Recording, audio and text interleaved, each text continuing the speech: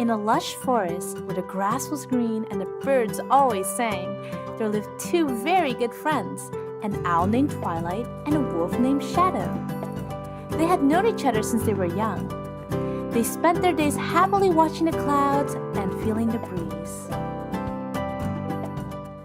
One day, Shadow climbed out of his den, looked around, and got the shock of his life.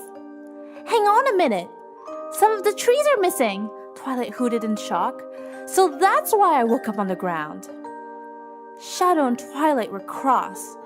They decided to find out who was responsible for the disappearing trees.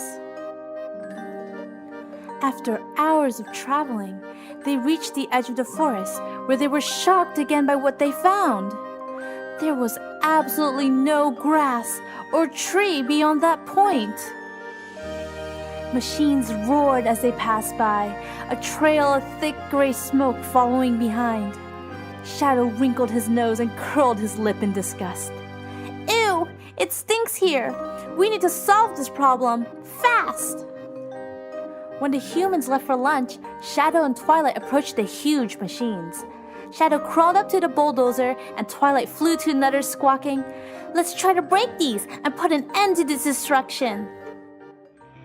Shadow nodded, stretching out one sharp claw to slash and poke each wheel. Air began rushing out like bullets out of a gun. Twilight scrambled underneath the other machine of doom and used her talons to cut the wires. "That should be enough to stop these evil beings in their tracks," Shadow said. "Let's get going before they come back." When the humans returned, they noticed the broken machines. They left again and quickly came back with two brand new machines and continued cutting down more trees. "These people are unstoppable," growled Shadow. "Let's get reinforcements from the forest gang," suggested Twilight. When Twilight and Shadow got back, many animals rushed up to ask them the questions eagerly. "We broke two machines, but they came back with replacements," Shadow simply said. Sighs and concern spread among the animals. "But Twilight and I have thought of a plan," Shadow continued.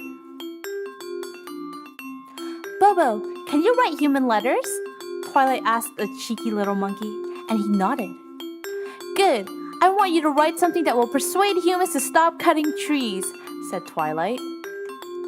Bobo nodded, and with a flick of his tail, he disappeared deeper into the woods. The animals later put on paper hats and marched on the streets in the city.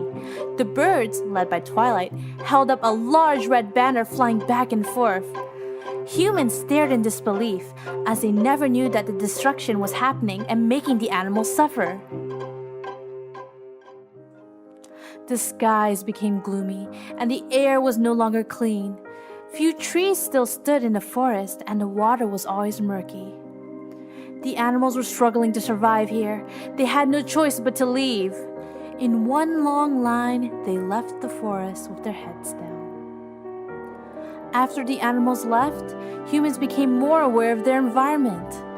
They didn't want to live in a world without beautiful natural wildlife. Many started planting trees and working hard to grow the forest, hoping that the animals would someday return.